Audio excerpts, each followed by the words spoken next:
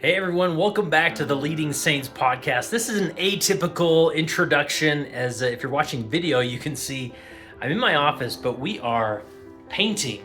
So it's not an ideal time or situation to record an intro, but nevertheless, I've got to get this interview out because you're going to love it. It's with Joshua Dennis.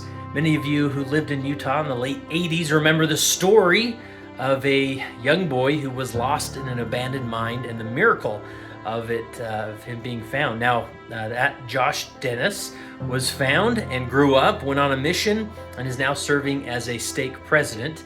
And they made a feature film under the direction of Garrett Batty, our favorite film director.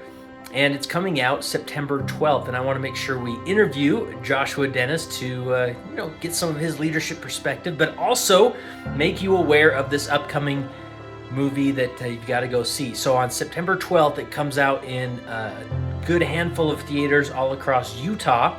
And then later on in the month, I believe September 26th, nationwide in theaters all over the nation. We've got to support these movies so that we signal to Hollywood and the film industry that we want more faith-based films. Just a wonderful story. This will be a great youth activity, church activity to take a group to, or just take your family to watch this miraculous story that shows that miracles still do exist and that the faith of angels are carrying us through mortality more than we expect. So here is my interview with Joshua Dennis, stake president in Taylorsville, Utah, long ago lost in an abandoned mine, and share some of his leadership principles and just what he learned from that experience as a young boy that now impacts him as a stake president. So here we go. All right, Josh Dennis, welcome to the Leading Saints podcast. Thank you, Kurt. It's great to be here.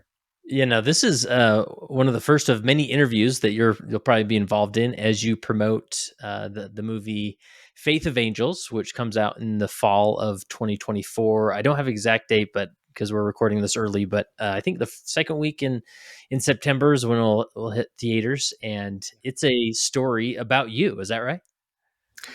It's about me, but it's about a lot of other people too. And that's right. That's right. And maybe just give us the general framing of what happened in your life, and then how did it end up becoming a film? Yeah, so this took place a long time ago. It's actually 35 years this year in September when the movie will release. And so we were a group of young men from our church congregation and went to a ghost town called Jacob City, where there's lots of abandoned mines in the area. And there's one in particular called the Hidden Treasure. So this was connected with Boy Scouts back in 1989. Boy Scout camp you were going on then. Mm-hmm. Okay. Yeah, young men of all ages, a big group. There was 30 boys and 11 leaders that were there. And so I was actually 10 years old when this happened. So I wasn't even Boy Scout age, but there was me and a couple other boys that were with our dads. So we tagged along with our dads. And was your dad a scout leader then, or? Yeah, he was a scout leader. So like I said, the boys of all ages from 11 up till 17-ish. And the place that we went was really popular at the time. People were exploring this abandoned mine pretty much every weekend when weather was okay and they could get up there. And so it wasn't that big of a deal. It was just kind of one of those things that you did, and it was an adventurous outing. And so we got up there, and the leaders were great. They were really experienced, and they made sure they took precautions, and they said, okay, everyone has to have a flashlight and go in, and as groups you have to be with the leader. And there was different groups going in and out of the mine. And I went in with my dad and 3 other Boy Scouts. And as we were venturing down, we met up with one of the other leaders who heard us coming, and he said, hey, we're just up ahead. And a little bit of confusion happened when one of the boys didn't want to keep going in further. So my dad offered to take him out. I was holding my dad's flashlight, pass it to him, and he went one way to the entrance. The other 2 boys followed the other leader down, and I was tagging along behind and got left in the middle in the dark. Oh my goodness. And that's how I got separated. And at Um, the moment, I mean, do you remember sort of the panic you felt in that, suddenly gets dark because all the flashlights are walking away, right? I mean, do you have a clear memory of that panic? I do. I have a clear memory. I just remember them going down the tunnel around a bend, just kind of turned, and as they went around, the light just faded and disappeared, and I was left in that pitch black darkness. And one of the miraculous blessings of this experience is that there wasn't a panic. I didn't have a moment of fear, and that I stopped. I didn't keep going forward. I turned around. My dad was gone, so I was just left in the dark. And my first thought was to pray. And as a 10-year-old boy, that was what my mother and my father taught us as kids. They just said, you can pray always, no matter where you are. And that was the first thing that came to my mind. And so I said a prayer and I felt calm. I felt okay, felt peace. And I prayed to please help me find my way out of here.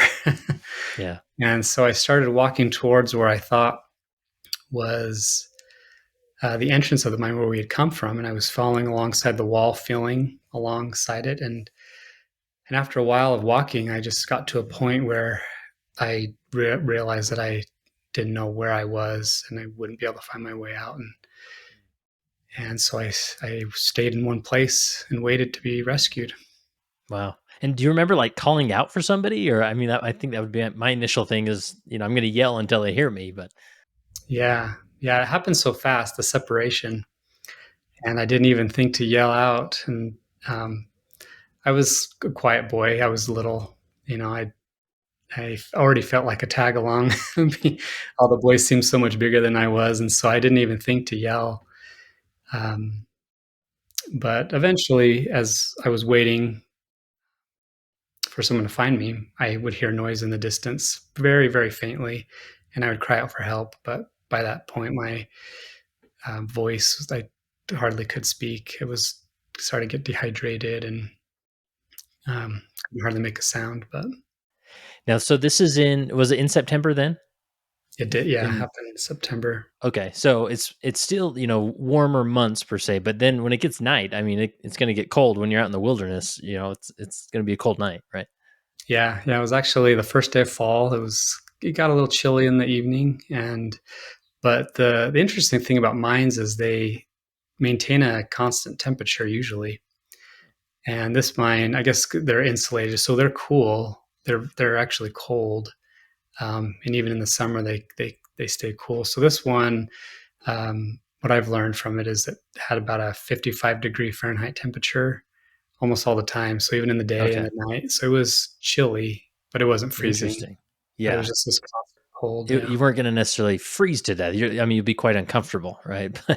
yeah, And it's more the threat of dehydration that was probably that you were facing. yeah, Yeah. Wow. And obviously, I mean, you're in a cave, so it is pitch black, right? There's no even like any any flash of light or a subtle light coming in. So, do you remember just being in that pitch black and just constantly?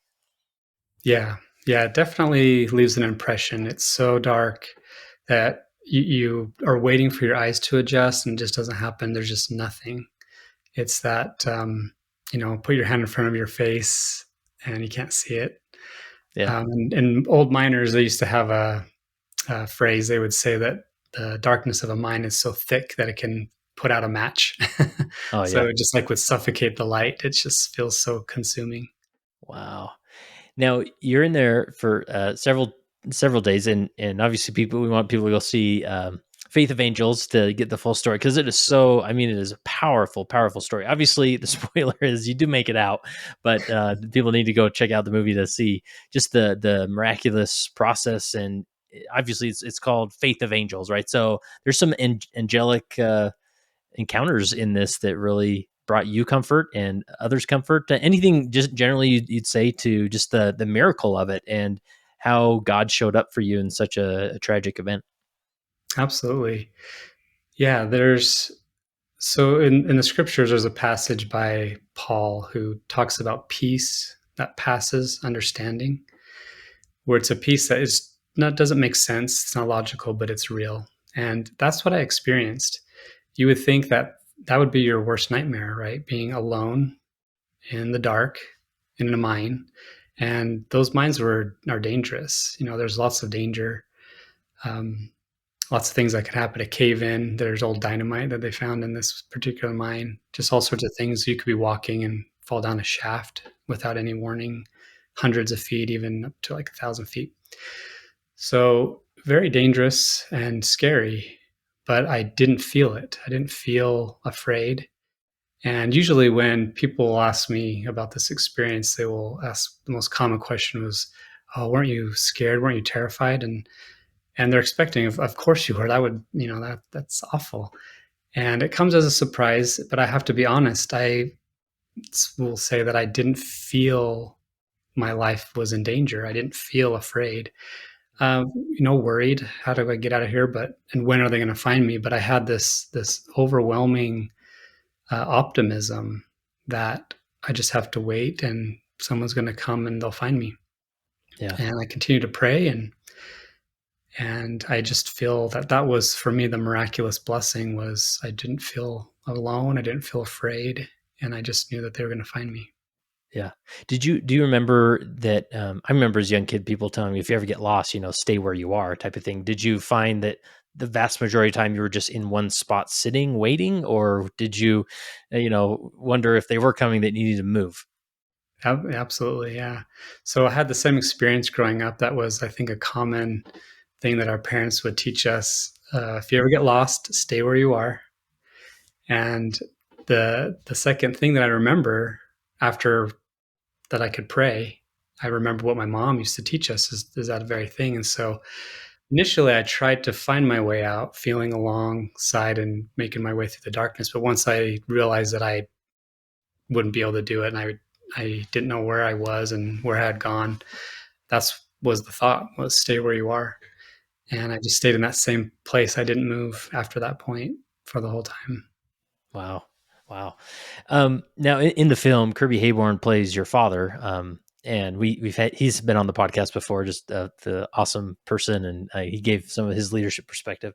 And so part of the story is just that, I mean, I can't even begin to imagine the grueling journey that, parents would go on knowing that their sweet 10-year-old boy is in this cave and nobody can find him, and so it's such a remarkable story there. Anything like after the experience and hearing your parents' side of the story that comes to mind or that could add context to this all? Yeah. No, my parents suffered greatly. It was very traumatic for them. It appeared that I had just vanished into thin air. There was no trace. That was so confusing. As the search began, they were scouring the mine in like every level. There was multiple levels and miles of tunnel. And my dad, uh, he was just racked with guilt. Just all those questions like why did I bring my son? Why did we go in this mine? And felt that it was his fault. And in that moment of separation, why didn't we, and I just keep him with me? All those kind of things. It was really, really difficult. And of course for my mother as well. And the terrible thought of losing your child. They're lost. They're most likely dead, and that you would never know what happened. That was very painful. That they would just never know for sure. Yeah. Wow. So, and so you get out of the cave and you grow up and you were raised in the church. I mean, pretty traditional Latter-day Saint upbringing in Utah, right?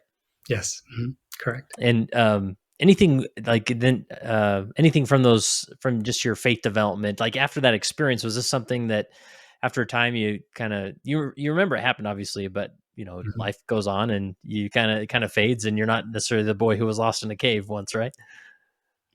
Well, yeah, that's interesting. That's like another part of the story. So the being lost itself for me wasn't a a difficult trial. It was afterwards. The amount of attention that I got was actually hard for me to Oh, to cope really? with a little bit.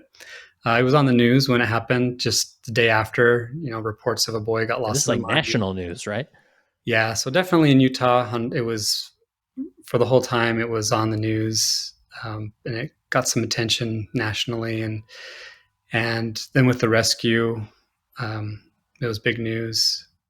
And so we had a lot of people that wanted to talk to us, reporters coming over to our house constantly. And when I went back to school after recovering a little bit, I was just a different experience. I was this quiet kid that nobody really knew, and all of a sudden I was the boy that was Yeah. lost in the mine.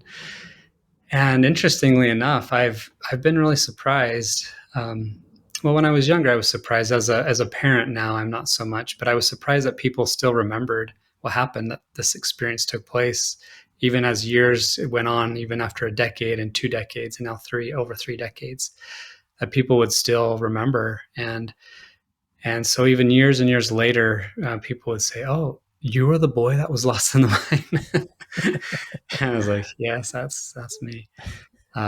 So the attention was a little difficult. A little bit of a funny experience with that is as I got back home and was just fully expecting just to go on as normal. Like that was a strange experience, I spent some time alone in a mine, lost, and I'm grateful to be home. And I just fully expected life to go on as normal.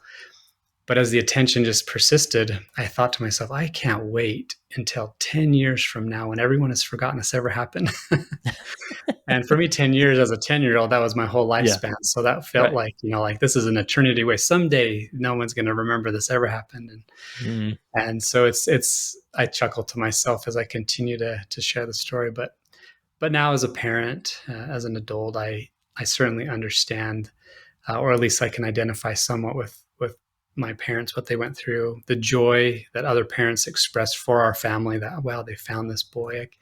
It's so amazing and so joyous. And well, I can understand why it's continued to capture the interest of people.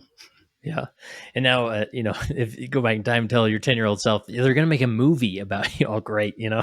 Oh yeah, that would have been So my worst nightmare as a 10-year-old.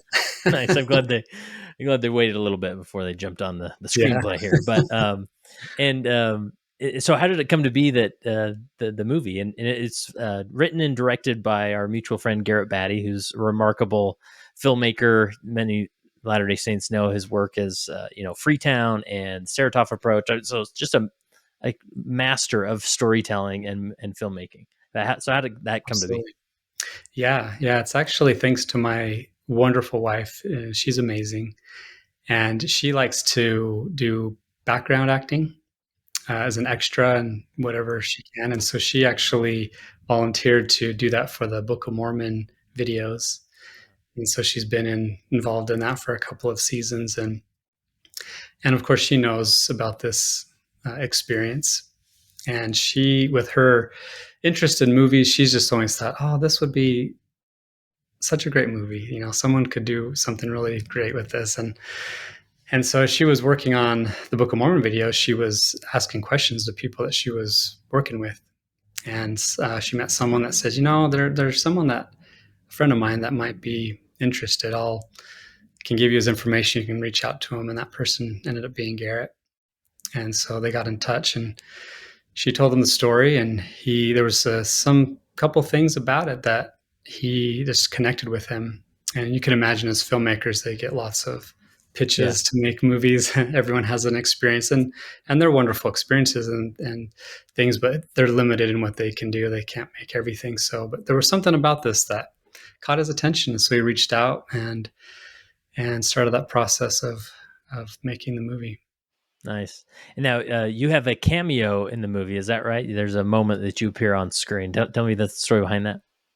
Yeah, yeah. So um, my wife was anxious to be a background actor in it. She was Yeah. excited for that opportunity. She's something that she likes to do, and of course Garrett was very gracious, and he invited us to participate to the level that we wanted to. So I was able to go on set a couple of times, and so there's 2 days that I was up there, and so there's two different scenes where I'm in the background, and one of them is when they had volunteer searchers looking for me on the mountain, and I'm in there looking for myself, I Yeah. guess. And you even scream your name, right? Like, Yeah.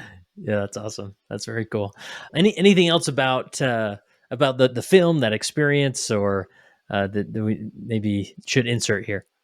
Yeah, I think maybe the going back to the title of the film, Faith of Angels, that was the thing that interested Garrett the most about the story. And what happened, the connection there is there for me.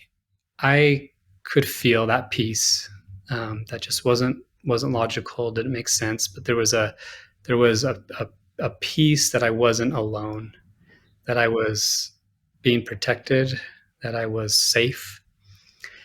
And one of the calming thoughts that I had was that I knew that God knew where I was. Even though I couldn't see and I didn't know where I was, I knew that He knew where I was. And I prayed for Him to send someone to rescue me. And someone named John Skinner, who we did not know beforehand, he had a very strong prompting. He was away out of state on a trip, had a strong prompting he needed to come home. Comes home to find out there's a boy that's lost in a mine that he was very familiar with. And he just felt this relentless need to help. And he kept being turned away. They told him, like, no, we got it under control. And he just wouldn't give up. And he just had this impulse to keep trying to help. He just felt like he could help find me. And so the movie portrays very beautifully those spiritual promptings and that help that we get that we can't see. And I firmly believe that more often than not, that help from ministering angels that are sent from God are most likely people connected to us in some way. And the movie portrays that, and so it shows John's connection to that, and him continuing to search, and my feeling of not being alone. And something that I said after I was rescued, I was laying on a stretcher in the emergency room, and my mom and my dad and we were gathered around me, and I just, in my little wispy, dehydrated voice, I told my mom, I said, angels were with me. And I don't know why I said that. I didn't. It wasn't a conscious thing that I was going to tell her or anything. I feel like that came out of my mouth as something that my mother needed to hear. She needed to hear me say that because she suffered and my father suffered so much. And they had just moments before I was rescued had accepted that I was gone and that I had died. And then there I was, alive and well. And so that was for her. She just will never forget that feeling of that my son was okay. He was watched over. Yeah. That's so powerful. And obviously that's a big part of our theology is, we believe deeply in our ancestors and angels around us that associate with us and maybe influence us in some way that I would imagine when we get the other side, we'll be shocked at just how much they are involved in our lives here in mortality. And it'll be just a beautiful experience, I think, once we see the bigger picture, right? So Absolutely. so I would imagine, did they? I assume they closed off that mine and sealed it. Is that, do you know how long after your rescue they did that? Or Yeah, it was very shortly after. In fact, there was part of the controversy surrounding this experience was the search was going to be called off after so much time went by, and there was talk that they were going to seal it up, and basically felt like I wasn't inside, and so that was already being discussed while the search was going on. But then after I was rescued, that became a priority. The mine was sealed off. And in fact, the governor of the state of Utah at the time, this prompted an initiative to seal off mines around the state, and so they started doing that pretty aggressively. yeah, yeah, fascinating. So I guess we'll fast forward your life a little bit. I mean, maybe give us some mile markers along the way. Did you serve a mission? I did, yeah, yeah. I served a mission, loved it. Served in Honduras, Cool, learned nice. Spanish. It was a wonderful experience. Nice. And that was about 10 years after you were lost in the mine. So, did your wish come true? Did most people had forgotten about it by that point, or did it still come up? Well, I actually have a funny story as a missionary with that. So to that exact time frame, 10 years later, I was a missionary in Honduras, and we were going to be watching General Conference, actually for the first time that I was there live via satellite, because a lot of chapels, they just weren't equipped for that. And so I was in an area where could go to a stake center and watch General Conference. And so in one of the sessions, I'm there with my companion and members from all around, and we're watching General Conference, and Sister Virginia Jensen, who was a church leader at the time, gave a talk, and she started her talk sharing my experience. She says, "Yeah, little Joshua Dennis, when he was 10 years old, he was lost in an Oh my abandoned gosh. mine." And my nature, I get embarrassed easily, and I'm just kind of a shy, and I'm just like looking up and just hearing her talk. I'm like, oh my goodness, she's talking about when I was lost in the mine.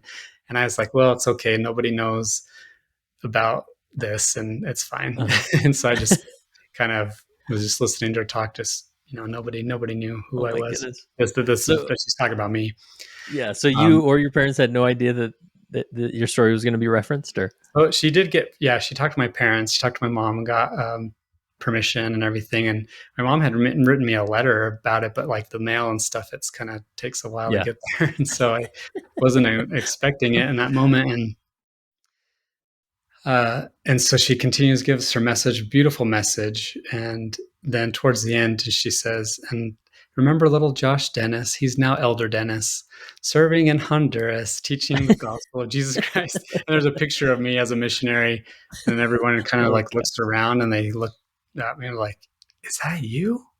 And so I had to start over again and share the story multiple times over and over again with people for a while there.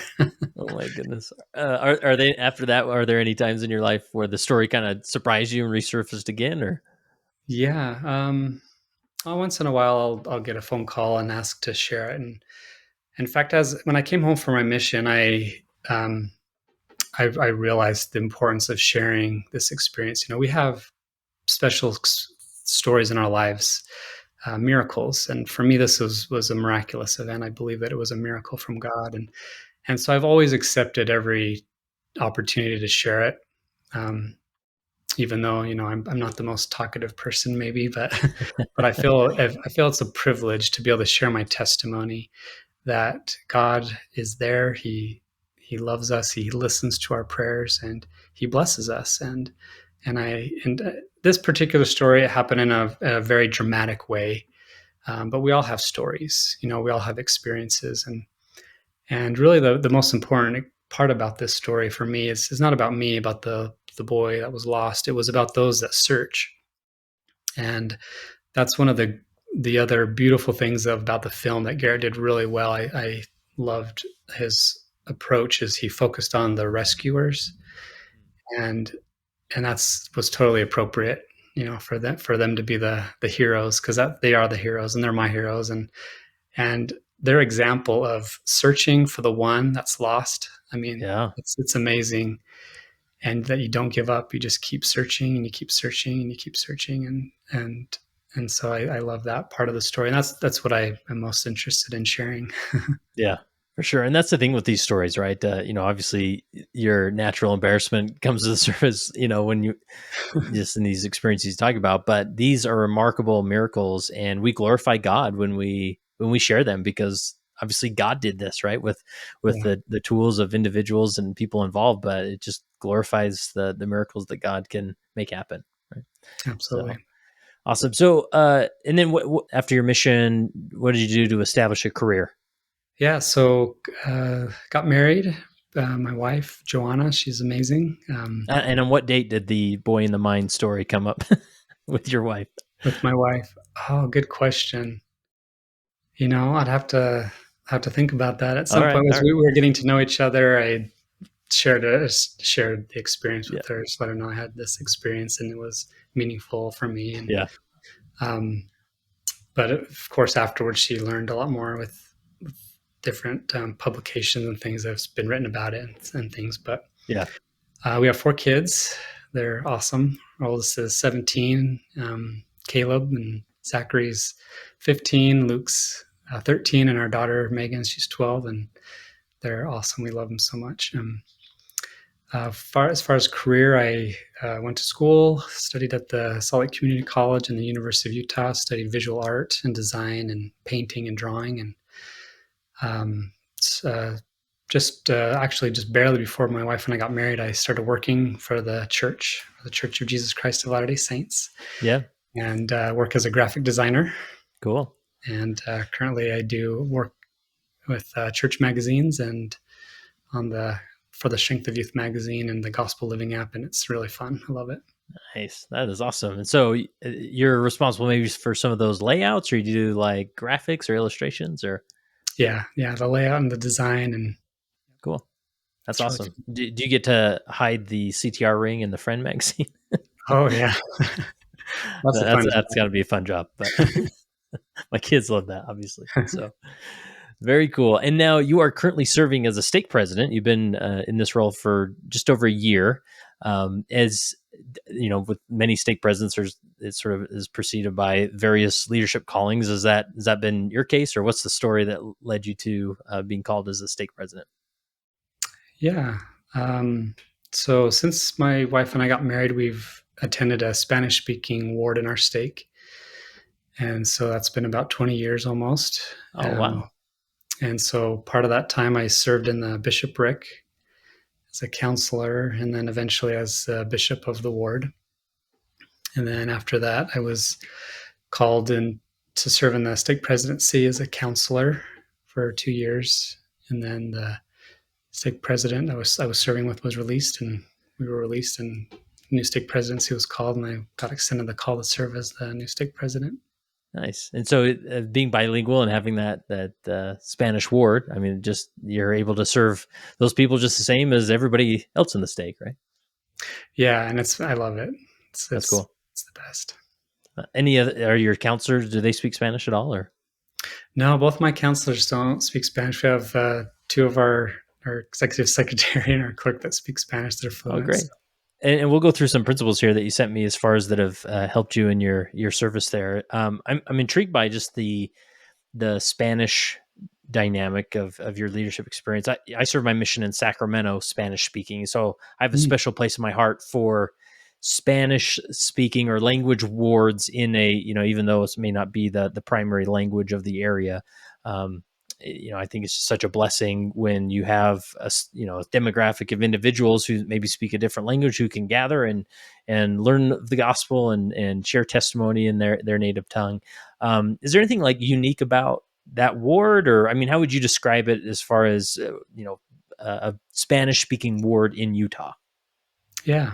That's a really good question. It's important to remember those things. Like we definitely strive for that ward to just be another ward in the stake, that it's not different, but by nature, there's some differences. So there's the language barrier, but members in our stake do such a great job of reaching out and actually speaking Spanish or English, because our ward is quite bilingual. But there are some unique challenges, as a bishop. So you're dealing with members who have immigrated to the state. So they're coming from a different country, different culture, different language, and they're trying to navigate those challenges and limitations. And that can be difficult. And also just people being far away from home. Sometimes they're here alone. There's no family members, so they don't have that support. So the ward, we talk about a ward family, but in a language unit with a lot of members who have immigrated, it is really their family. It's the closest thing that they have to a family close by. And so that is really special, and that can be really, really unify the ward and be a very great experience. Yeah. Yeah. And I remember, one experience you have is that obviously if you're in a ward in Mexico, or In Peru, like obviously everybody's from Peru, generally speaking, or everybody's from Mexico, Mhm. but it's much more of a melting pot when you get Spanish speakers from Mexico, and then you have some from El Salvador, and sometimes there can be some tension there where, and we naturally sort of gather with our people, right? That, cook the same food, and, the Mexican people like the spicy stuff, and, the empanadas for, wherever, and so, did you feel that tension? Sometimes the countries would sort of gather together, or I mean, how do you create some unity in that? Yeah, it's not totally absent, but my experience hasn't been that so much. Hmm. The ward is fairly small geographically and total number of members, and so I just think that has its challenges, but also can be a benefit. And people are, regardless of the country of origin, they're going through a similar experience Yeah. where they're here, you know, without family, generally speaking, and things. So that unifies the ward. But yeah, there's differences and different accents, different words. Yeah. Vocabulary is always fun because it's like, can you pass me that whatever? And they're like, what is that? Yeah. So you learn the nuances of different vocabulary and things, but it's been fun. Like over the many years, I mean, we've done all sorts of fun cultural activities where it's just everyone from the wards, their country of origin is represented with food and traditional dance and things like that, and it's just a great time. Yeah, that's awesome. And that the first principle you sent me is focus on Jesus Christ, and this has been, I think, just generally speaking, this has generally been a more intentional focus that most leaders are striving to do. But I guess maybe in Yeah, practice, it's harder than you expect. So I'm just curious, from your experience, how have you created a culture, whether in that ward or in the stake, as far as focusing on Christ? absolutely. Yeah, for me, that's been the number one most important thing that we can do. Sometimes we'll have the experience where you'll hear a talk or you'll hear a lesson given or a prayer or a testimony, and the Savior isn't mentioned, you know, and other than in the closing. Yeah. And so that's something that's a priority for us, and I've loved to see the change in the church generally, where that's not so much the case anymore, and it's getting much better. But so that's definitely a priority. A couple scriptures that have been helpful for me in maintaining that focus is I love the way that Alma describes that. In Alma 7:7, he talks about there's going to be many things that come, many things to come, but there's one thing. He says this is one thing that's more important than them all, and that's that the Savior or the Redeemer liveth, and He's going to come among His people. And I find that helpful to relate to leadership because there's so many things. I mean, there's so many things to do. There's so many things to know, and we're very busy. The church has great programs. The church has great resources, and there's so many things to talk about. So many facets of the gospel that are important, and I wouldn't want to minimize any of them. But we can say there's one thing. There's one thing that's more important than them all, and that's that Jesus Christ came into the world and He atoned for our sins and He was resurrected. And so, as long as we're putting that as number one, and we make sure that everything else is an appendage to it, as Joseph Smith wonderfully said, then we're going to be in the right place. We're going to be focusing on the right things. Yeah. That's powerful. Really powerful. Um, and the next principle is be the person you want others to become. Maybe unpack that for us. So, I think back on my time as a youth, um, and my leaders had a big impact on me. But if I were to try to share something that they taught me, it would be hard. I don't remember a lot of lessons that they gave. I don't remember specific teachings. Maybe generally, you can think of like, oh, they taught us to pray and read the scriptures, and that's important. But I mostly remember how they were, the kind of the men that they were. They were good men with that gave good examples, and so what they did was more important than what they said. And so, of course, it's important to teach. We're teachers, and we need to teach the doctrine of Jesus Christ, and we do that with words. But as we say, actions speak louder than words. The words are hollow if they're not shown by example, and that's what Christ did for us. He taught his gospel, but he lived it. You read the Sermon on the Mount, love your enemies, turn the other cheek, and do good to them that persecute you. And he didn't just say it, he did it under the most difficult of circumstances.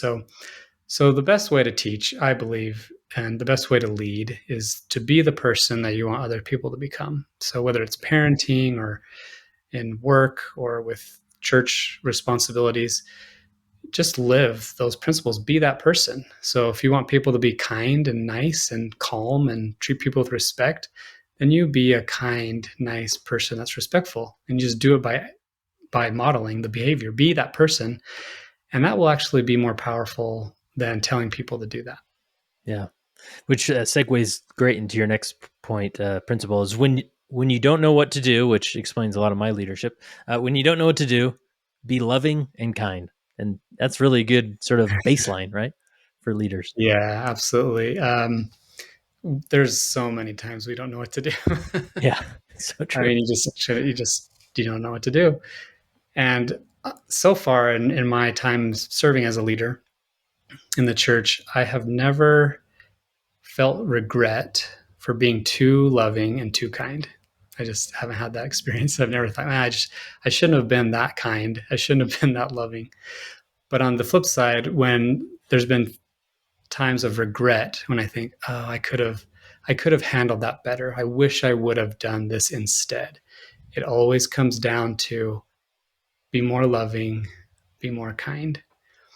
Yeah, And so there's times as a leader where we're going to need to teach truth. We always teach truth, but sometimes it can be a hard truth.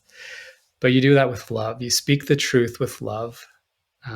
You show grace and truth, like the Savior. He was full of grace and truth. So always be loving and kind. And so if you don't know what to do, it's better not to overreact. Just be loving and kind, and that will help you know what to do, how to yeah, handle a situation. really helpful. Really helpful. I'm curious now that you're about a year into this assignment as a stake president. I'm just curious, like reflecting back on that year, what do you remember as far as just like finding your footing in that calling, or a lot of these callings, even though maybe you've been a bishop or in other leadership roles in the past, you really can't anticipate maybe the experience it is like, right, when you're actually in the seat trying to administer the gospel through that leadership. So anything come to mind as far as just how you handled that first year, what you learned, what worked, what didn't?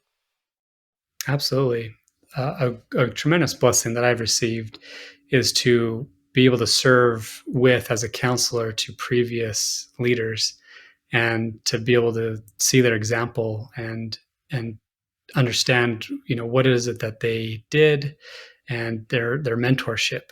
So before serving as a bishop, I had been a counselor to two previous bishops, and so that was invaluable. I think back on that experience and I think, wow, if I were extended the call to serve as a bishop without ever serving in a bishopric, without having that close relationship with a bishop and seeing what they did, that would have been tremendously hard for me. That would have been very, very difficult. But I had that mentorship, and that was really invaluable. I served as a counselor in the stake presidency 2 years before this call, and so that was extremely helpful. Got to know the stake president and meet with him every week, and saw how he what he did, and he was so great about teaching us how to do the calling and the responsibilities that you have. So that was very important. So I know that not everybody has that blessing beforehand. Sometimes they're just it's comes out of it's a brand new thing, and that's difficult. But that was extremely helpful.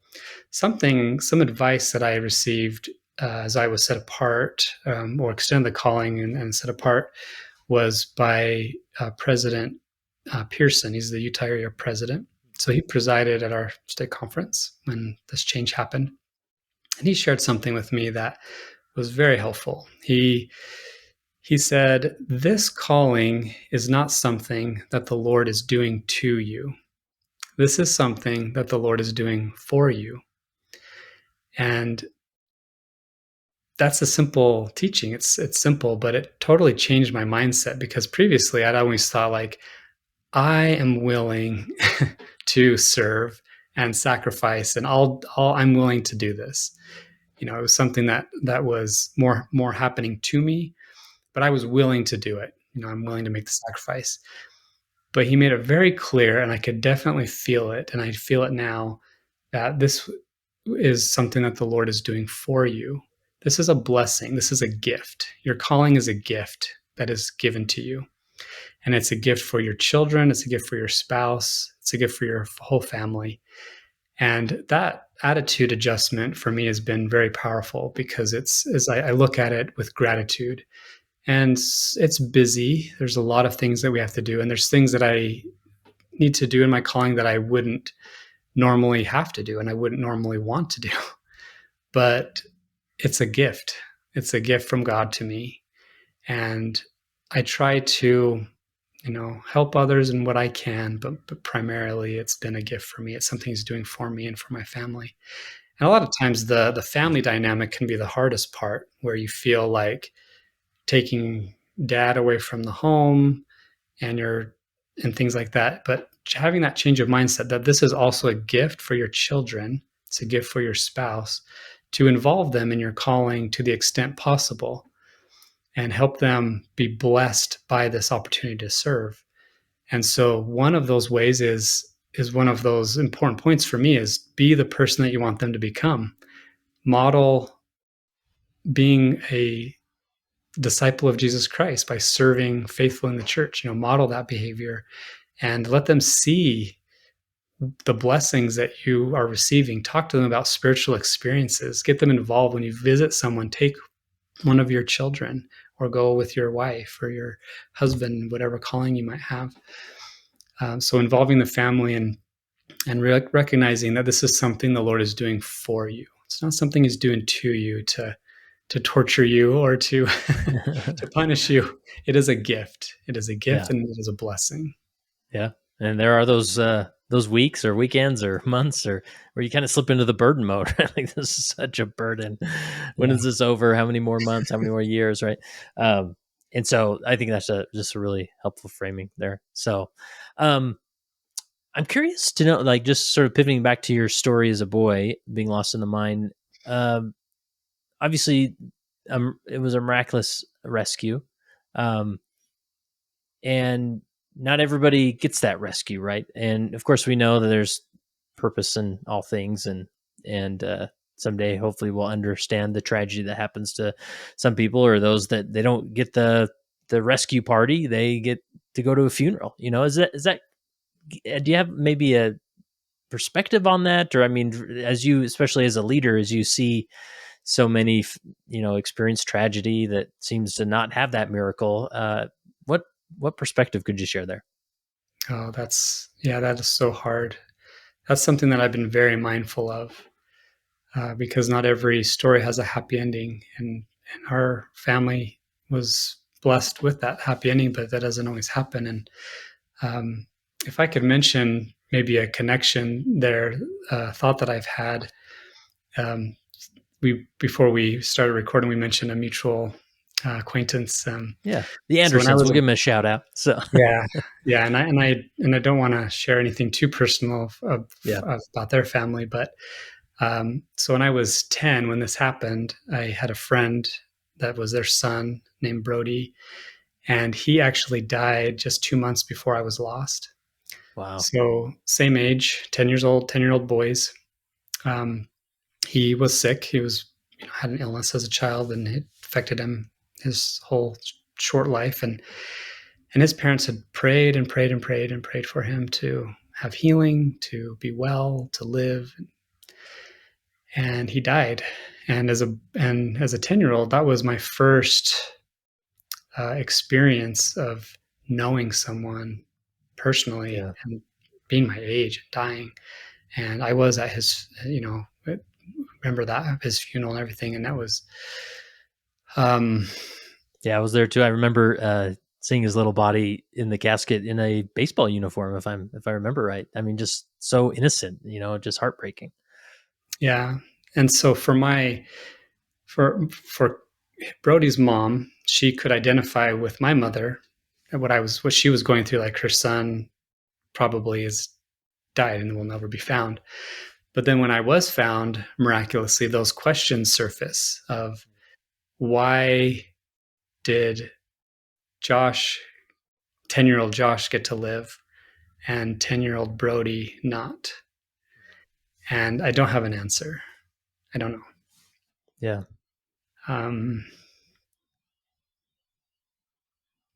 But yeah, it's difficult. Yeah. Yeah. But what Brody's mom would express is that with the knowledge of the gospel of Jesus Christ that we have, is that in time there's comfort, and we know that there's unanswered questions. But the Lord knows us all, and it's in the end it's going to be okay. Yeah. Yeah. The miracle is still there for all of us through Jesus, right?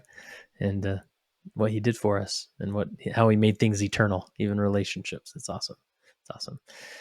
Well, I appreciate that. I know that's just, that's I think encompasses leadership, is there's never, you want to go to your bag of tricks and pull out the perfect answer for every scenario or problem. And that's usually seems like more often than not, there's never a perfect answer or a reason other than that, just that broader plan and perspective of the sacrifice of Jesus Christ and what he did for us, So I appreciate you exploring that perspective with me. Any other thought, principle, leadership experience that you want to squeeze in here before we wrap up, or how'd we do? Yeah. Thanks. Maybe just one last connection to this experience that's been very helpful for me, and going back to that first principle of focusing on Jesus Christ. One of the thoughts that I've had regarding this experience is that I, one boy out of 30 was lost. The scout leaders, the church leaders, they didn't go home with 29 boys and say, well, that was pretty successful. 29 made it home. That's not bad. Right. We don't feel that way when someone's lost, physically, and their life is in danger. Everything stops and you go and search. You leave the 99 and you go after the one. And this experience is like Luke chapter 15 played out in real life. It's the lost sheep. It's the lost piece of silver, or the prodigal son. And you just keep searching and you keep searching. And as a leader, that is so important. Just don't ever give up on anyone that you're ministering to, anyone that you're serving. Don't ever give up. Just keep going after them. Just keep searching and keep searching. And and in the end, really, the rescuer of us all is as our Savior, Jesus Christ. We're all like a little boy lost in a mine. And if it wasn't for him, we would be in that darkness forever. But it's because of him that we're rescued and we're saved. And so we get to participate in his search and rescue. He's the rescuer that saves us, and we get to help him. And so that would be, I think, my call to church leadership is just to join his team, join his search and rescue effort, and go out and look for those that are lost, and don't give up on them. Just keep searching and keep inviting them back, and you'll see miracles like we experienced.